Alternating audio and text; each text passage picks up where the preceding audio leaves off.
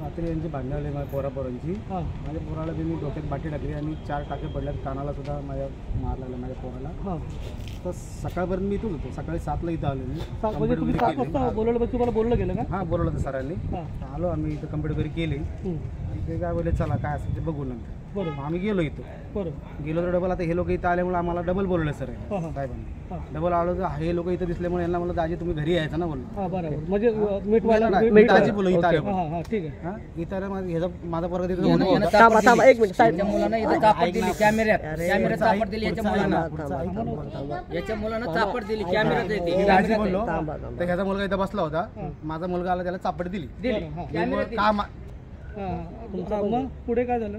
का मारलं हां विचारलं मग डायरेक्ट चापट दिली आहे. हां आणि तेवढंच सर आले, साहेबांनी मला असं हॅलो वडत नेलं कॉलर धरून आणि आतमध्ये 2-3 चापटे दिले. तुम्हाला पोलीस अधिकाऱ्यांनी मारलं?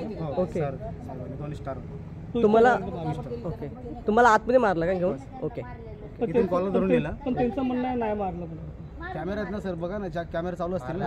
ओके आतमध्ये मारलं. इथं कॉलर धरून नेलं आणि आतमध्ये मला मार ओरडा होतो कशाला मारला. तुमची त्याचं पुढे कारवाई नाही घेतली, तुम्ही पुढे काय करणार आहे? काय नाही कारवाई विनाकारण का मारला सर मला. विनाकारण.